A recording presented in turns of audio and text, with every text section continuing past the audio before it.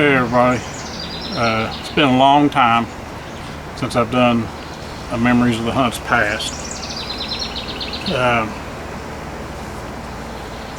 The last one we ended with 2004. That was Jared and I sitting in the woods.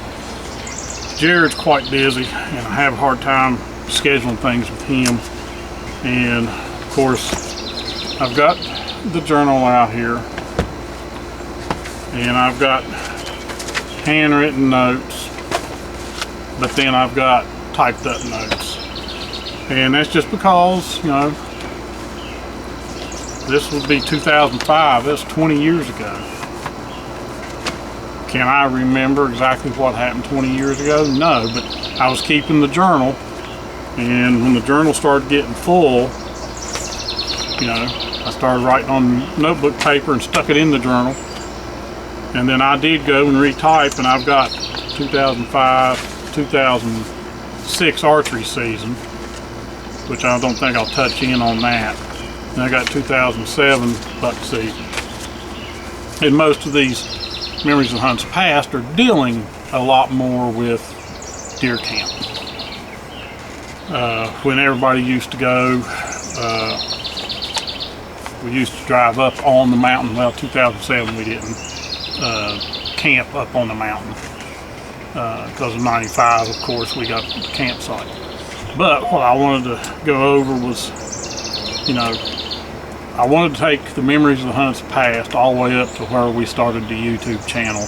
And as Jared said in the last Memories of the Hunts Past, if you want to see Memories of the Hunts Past after 2010, watch our videos.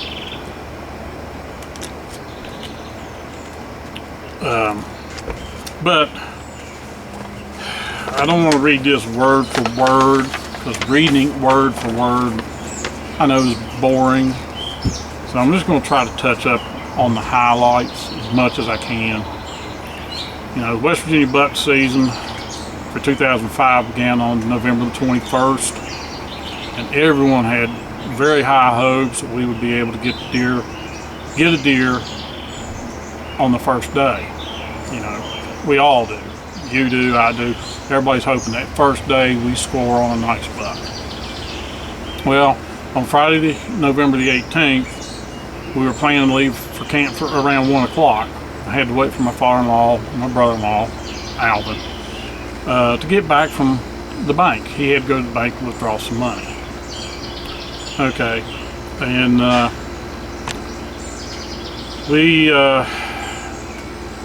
Alvin had to go pick up Dink because he was going to camp with us. And I think that year it was me, Jared, Dink, Alvin, and my father-in-law. There was 5 of us. We pulled out, stopped to top off the tank of the truck at a little station in Fayetteville called Little General. Gas was $2.21 a gallon back in 2005. Well, we got to Raynell, which is on our way to camp. And the gas down there was $2.13. We stopped at the local Park Center Sporting Goods. It's kind of an annual thing when we go to deer camp. We always stop at Park Center, sometimes to buy extra buck tags, sometimes maybe to buy some extra ammo, look at what guns they've got, whatever. In fact, when we stopped that time, Alvin bought his extra buck tag. Stopped at McDonald's, got something to eat before we began our trip all the way up to camp. We got up to White Salt for about 3:30 and topped off the tank again. The gas there in White Sulphur Springs was $2.09 a gallon. We stopped at Food Line, we bought our groceries. Trying to see here real quick. And we arrived up at camp, in the campground, about 4:45. We saw 4 deer in the fields on the way up from Food Line to Neola. Once we got there, Jared and Alvin took the truck and drove up Sherwood Lake to get water. That's where we used to go up and you could hand pump groundwater. It was good drinking water and everything. And so they went up, took, I don't know if it was 2 or if we had 4, 5, 6 gallon jugs to fill up. Saturday the 19th, we got up, fixed a good breakfast, sausage gravy, of course, eggs, potato cakes, and biscuits, you know. And then after breakfast, Dink and I jacked up the bus to get the tires off the ground. 2005, we was in the campground, but we didn't have the bus jacked up and on cinder blocks. So we did that Saturday. And then we got the tires off the ground, and we proceeded to get the generator up and running, because at that time we didn't have the power company put a meter in, so we were using a generator. We brought up some landscape timbers to put together to make a meat pole between two trees that was on the lot we had to camp on, so we could hang deer. Put tarps around my camper so we could have some cover from the elements. My camper, of course, was up on blocks, but the wind could blow underneath it, so we put a tarp around it. We didn't do much the rest of the day. Dinner I fixed was cabbage and onions, green peppers, and little smokies all cooked together. Even added some diced up potatoes to it. Made it, you know, a really good meal. Sunday, got up, fixed breakfast, usual stuff again, eggs, sausage gravy, biscuits, potato cakes. After breakfast, we drove up to the mountain so Dink and Alvin could shoot their guns. Make sure they were still zeroed. After getting there, Dink had forgot to bring his shells, so we had to go back down to the camp to get his shells. Alvin took 2 shots at 25 yards. He was hitting about 1 inch high from the center to the bullseye, so we considered that good. After shooting guns, we drove up to the lake and got more water to have at camp. Later, we drove down to Food Line.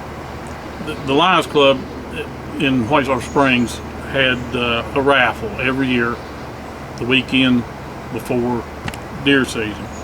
And that year, they were raffling off a 700 BDL and 270 with a scope. I bought like 7 tickets, and basically I figured I wasn't going to win, just help out the Lions Club. They had the drawing at 5 p.m. and as I said, I didn't win, but I helped out a good cause. Been buying those tickets for, like, you know, including that, 24 years. Okay, we get to Monday, opening day. Got up at 4:30. We fixed egg, sausage, not gravy, sausage, biscuits, and potato cakes for breakfast. After getting the breakfast dressed, we got dressed, left around 6 to head to the mountain. Jared and I got to our spot around 7. Didn't see any sign whatsoever on the way up the mountain. Around 9, it began to drizzle. Around 10:30, Alvin Ray said he was headed back to the truck. Told Jared that Dink had went back around 9:30. Jared and I stuck it out until about 1. Then we pulled out. Got back to the truck about 2 o'clock. And Dink and Alvin had already left. You know, they had their vehicle, we had our vehicle. Got back to camp. Alvin and Dink were there and told us that they had not seen anything. Neither did we either. No, we didn't see nothing. But Jared had found 2 scrapes and a rub out at the end of the point where he was hunting. I did see about a dozen turkeys before the rain started. For dinner, I fixed roast beef for dinner. Around 9, we all decided to hit the bed. Tuesday, November the 22nd, we got up about 4:30 again, fixed breakfast, left camp about 6, headed back to the mountain, got to our spot about 7:15. We had some cooler weather with some snow showers, and the wind was bad. And you all have seen the videos, you know how the wind gets, especially like last year. The gusts were up to around 30-35 miles per hour. We hunted all day, didn't see anything, but we did have a deer blow when we were walking up the mountain. I did see something out about 80 yards on the opposite hillside, but I don't think it was deer. I do believe it was a bobcat. We got bobcats up there, black bears up there. So I wasn't sure. It was over on the other hillside away from it. I couldn't really tell. Jared found 2 more scrapes, but didn't see anything. We went back to camp about 4, and I fixed chili for dinner. We had a visitor from one of the other camps, and we didn't get to bed until about 10 o'clock. Father-in-law and brother-in-law didn't make it to camp. Trying to remember what that deal was. Alvin called home, found out that they would be up on Wednesday. I think that might have been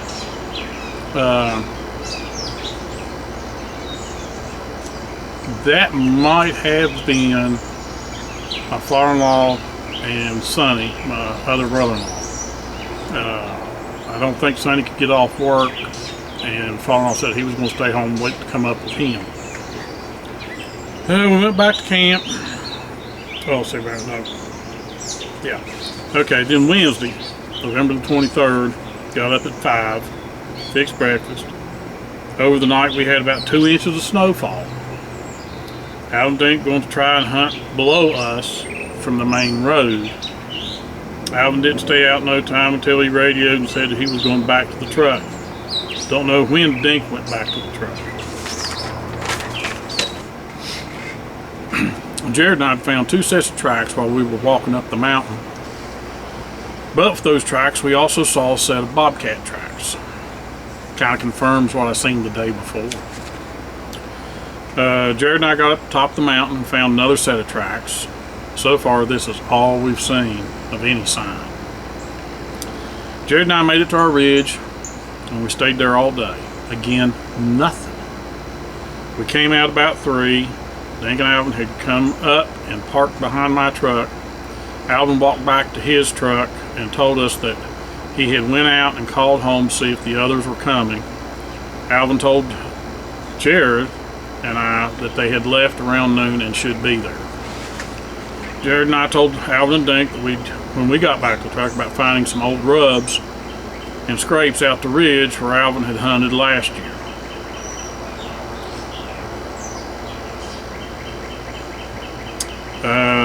We got back to camp about 4, and my father-in-law and my brother-in-law, Sonny, were there. Alvin had decided he was going to go to pack up and go home. One reason, other than seeing no deer, was that Alvin had forgotten to bring enough of his medicines. So Jared and I decided that we would head back as well. We took down and packed up my camp, or my truck, with stuff from my camper. And while doing this, it started snowing. We left about 5:15, 5:30 and came from camp, and it took us 3 hours to get home due to the storm. It usually only takes us about 2. Alvin's truck didn't have the best of tires, and we didn't want Alvin, he was going to be by himself. We didn't want Alvin driving home by himself, so Jared and I chose to leave and follow him home.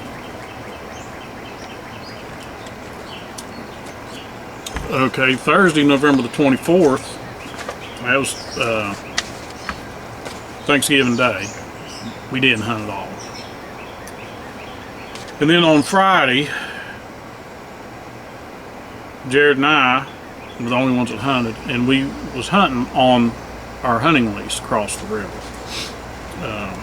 That's one good thing about having a lease back here that we belong to. If something happened, we couldn't make it to camp, or things like in 2005, we wasn't seeing anything. We know we seen some sign, but we wasn't seeing any deer movement. This is before we started using trail cameras up there. Now that we use trail cameras up there, we kind of know just because you ain't seeing nothing don't mean they're not there. So we've learned. But Alvin had chose not to go on Friday over on the lease, and we started in the area where we were going to hunt. And at the four-wheeler intersection, we had names for certain spots. And this one spot we called the four-wheeler intersection. It was like 2 trails cut off this one main trail.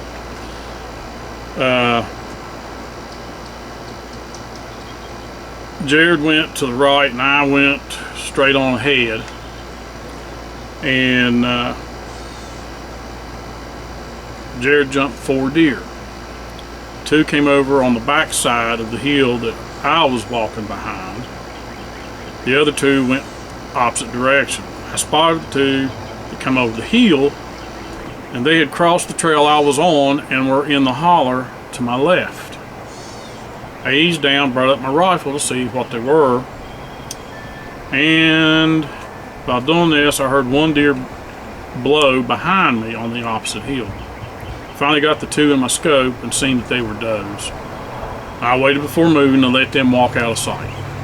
I mean, the other deer had done blown. I don't know if it was still standing there. I never saw it. I just heard it blow. I got to my spot about 7 and found all kinds of deer tracks in the snow. These were fresh since it didn't snow until after midnight. At around 7:50, 7:55, I heard something behind me. I got up and turned, and I saw a fork of a beam as it raised its head behind a tree. While turning around, my bipod, I had a bipod on my Model 700, bumped the tree I was sitting beside, but the noise it made didn't startle the deer. I found the deer's body in my scope and placed the crosshairs. Oh, I hated this. Placed the crosshairs on its shoulder and squeezed. All I heard was a click instead of a boom. I worked the bolt and ejected the shell and put in another one.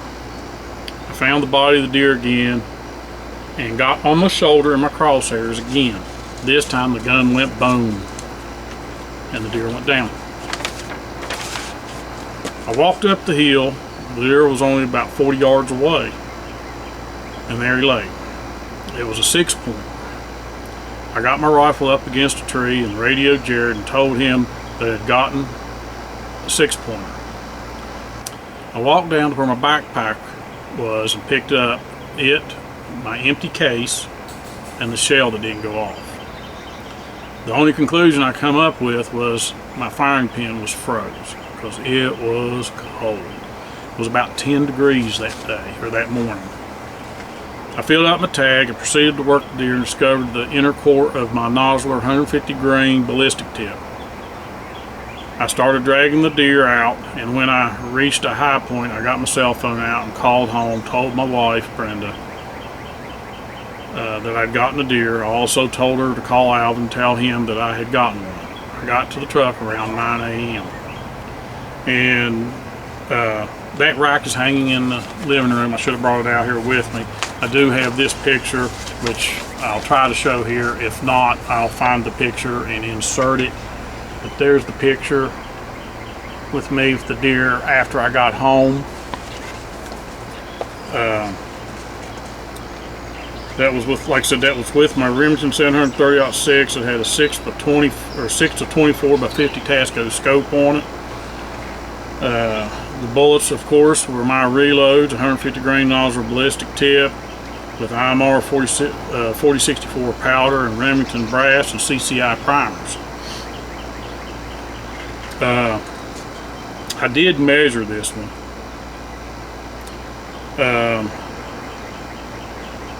I don't have a score, but the inside spread was 11.5 inches. Outside spread was 12.75. His G1s, both of them, were 2.25 inches. His G2s, his left side was 4 inches, his right side was 3.5 inches. His beam length, both beams, were 14 inches long. So, and he weighed, I've got a scale in there, when I weighed him, he weighed about 110 pounds.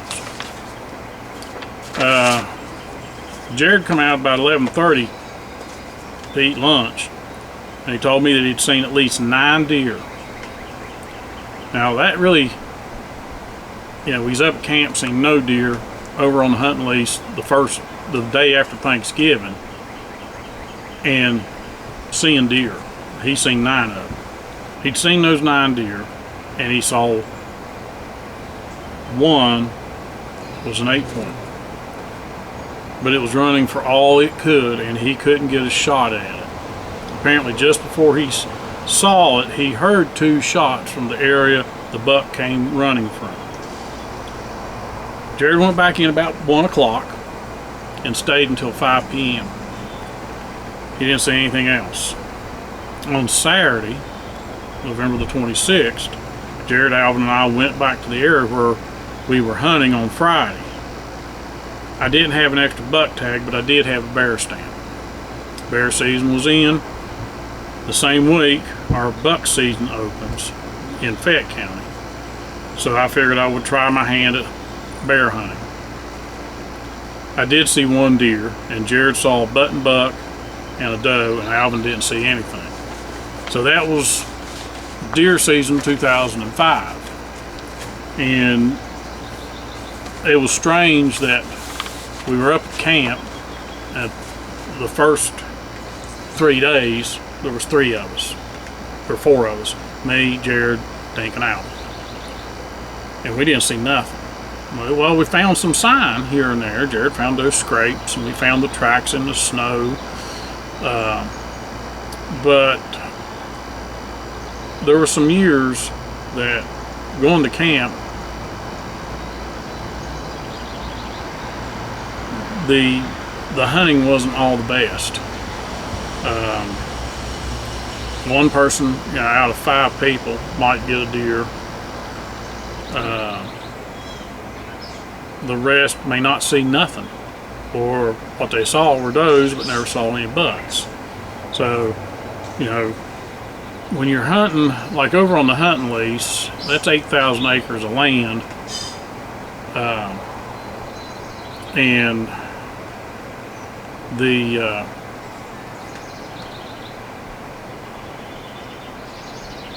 you have communities that are very close,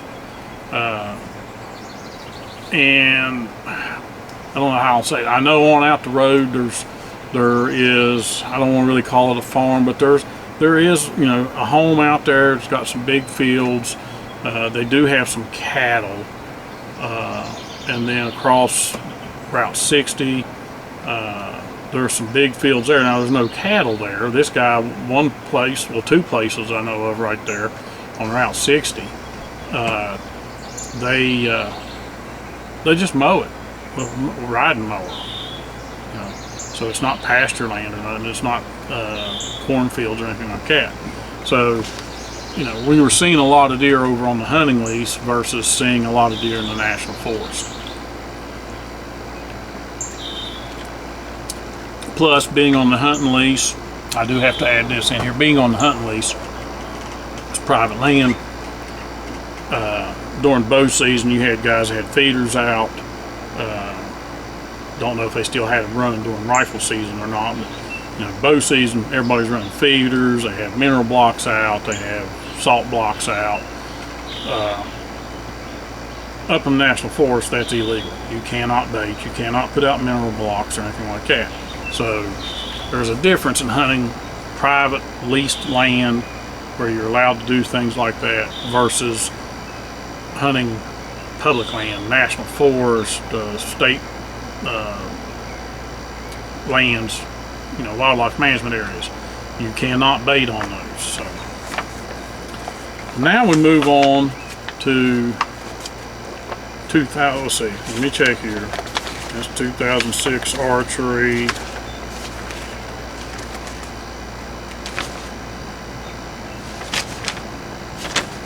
Let me see here in the book, because I don't want to give archery. I'd like, most of these memories of the hunts past is all dealing with deer camp. I do have some notes here. See, I even, little notes, but that was bow season there.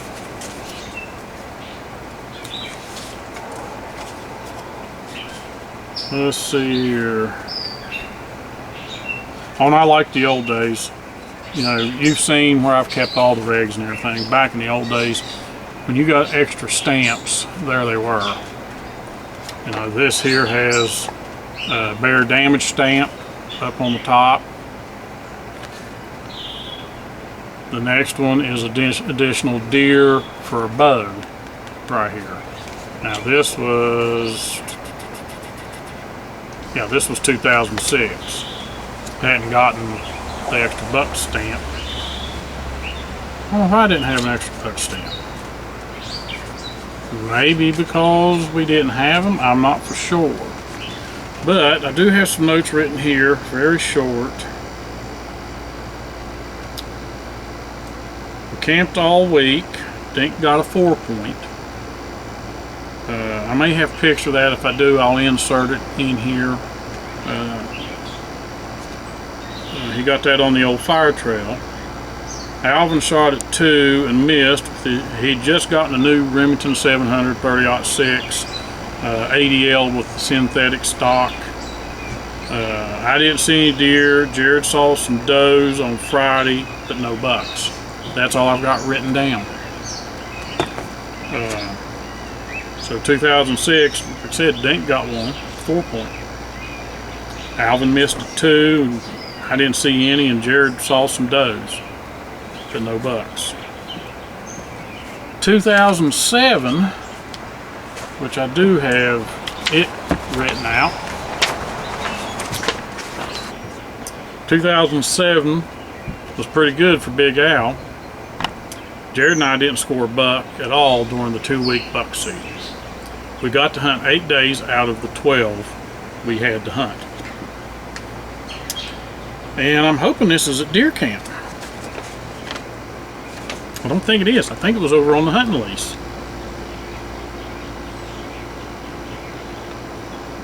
That's what I'm telling you, I can't remember.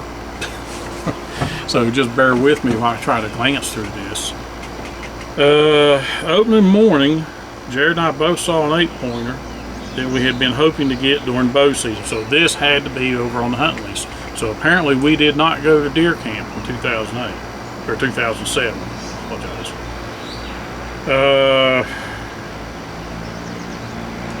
We had several pictures of him during bow season.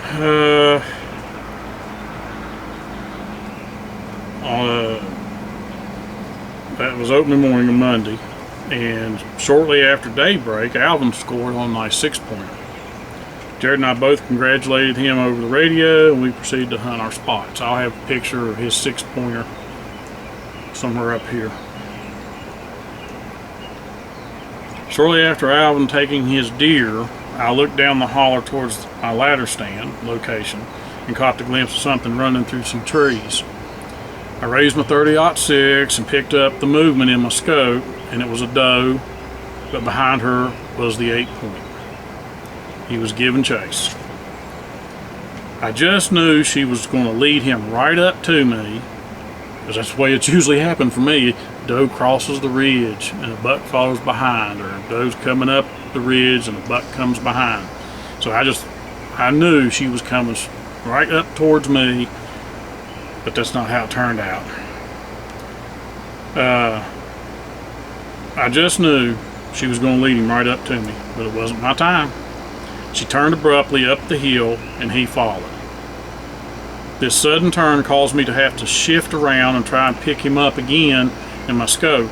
By the time I had him, all I was able to see was his tail as they headed back out the point and over the hill towards Jared.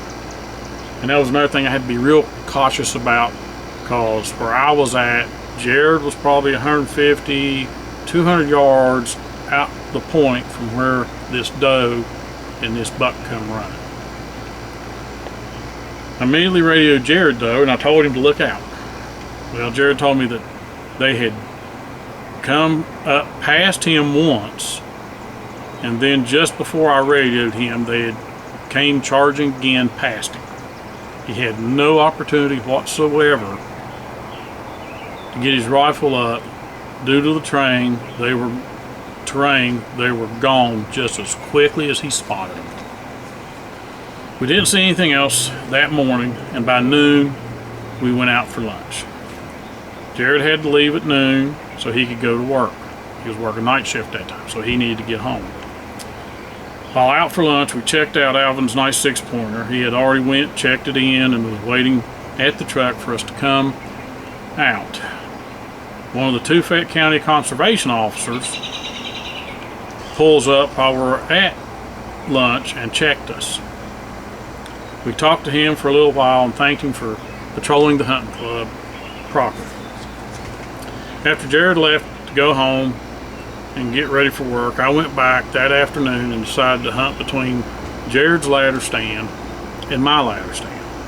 I hadn't been in my spot no more than 30 minutes when I heard a shot that if Jared would have been there,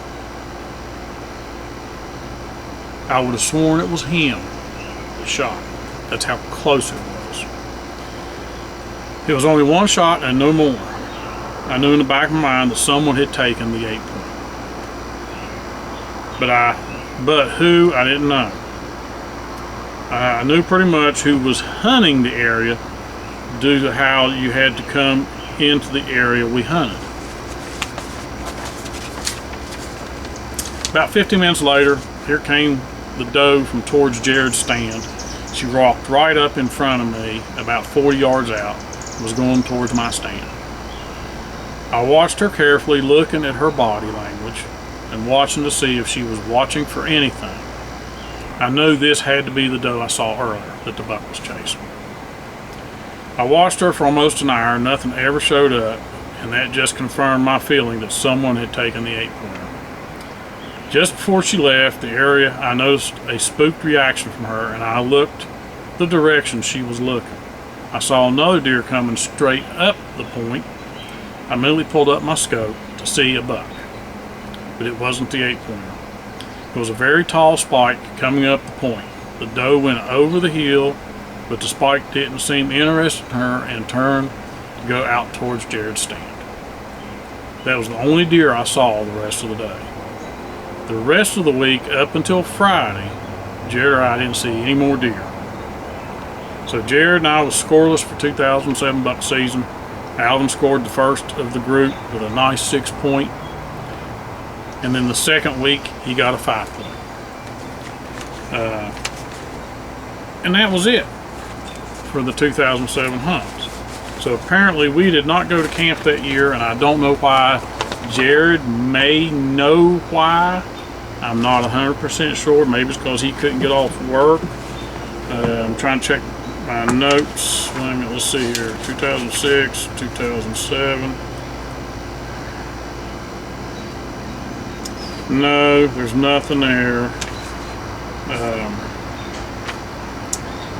We did have some, sad news in 2007.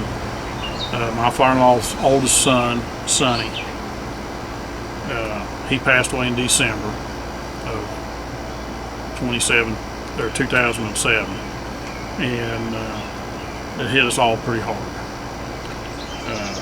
I had hunted with Sonny, Denny, Dank, starting in 1982, and hunted with all three of them. Sometimes I went with Denny, sometimes I went with Sonny, sometimes I went with Dank. Alvin, when he got old enough, he started hunting, so he had his 4 sons that liked to hunt. He's got 5 sons, or had 5 sons. 4 of them liked to hunt, the other one didn't. So the 4, my father-in-law and his 4 sons and myself really enjoyed hunting together. And to lose him, and he was, I'm trying to remember how old he was in his mid-50s at least. Like I said, it hit us all hard, hit my father-in-law hard. I think my father-in-law tried to hunt one more year. I think it was in 2008, and after that, he didn't hunt anymore. It wasn't in him. I do have some notes here from 2008. And it shows here in 2008, we camped for 3 days. Yeah, camped for 3 days. Jared got a shot at a big buck. And then on Wednesday, I think we all got shots at bucks. But I think in 2008, I had promised my wife we would come home. I think this is the year, I don't know, for Thanksgiving. But here or there, we came home on Wednesday. We left camp Wednesday night. I saw one deer, a doe, on Monday, and saw a tail of another deer going over the hill. I didn't even know if it was a buck. So then we hunted over on the hunting lease, and on Thanksgiving Day I grazed a 3-point, and later found out that my neighbor that lives over here to the right, he is deceased now, he had got him on Saturday. I'd shot him and grazed him on Thursday, and on Saturday my neighbor had gotten him. And he told me, when he was telling me he got one, and he showed me in the back of the truck and said it had been grazed across basically the brisket bone, and it was just a flesh wound. And I told him that was the one I'd shot at on Thursday. Don't know why I missed, not 100% sure, buck fever, whatever you want to call it.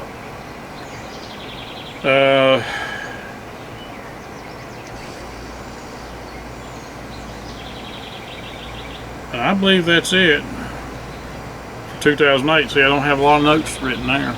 I wish this is where Jared would be here. He could fill us in more, that younger mind of his. But that's this episode of Memories of the Hunts Past.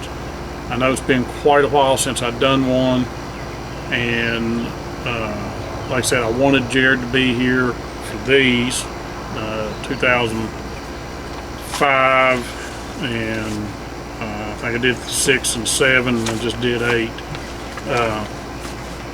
because there's a lot of things he could probably remember better than I could. I wish I'd have kept my journals up better.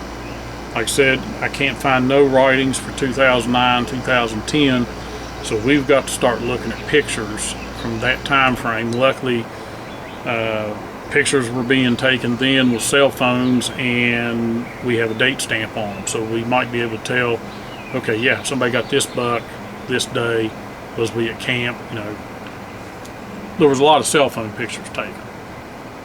So we didn't get a video camera until 2011, and that's when we started the YouTube channel. And that's the reason why we say, if you want to see recent Memories of the Hunts Past, start watching some of those older videos, and we'll continue to video our hunts and put them out there, and hope you enjoy it. And as we're fond to say, we'll see you in the woods.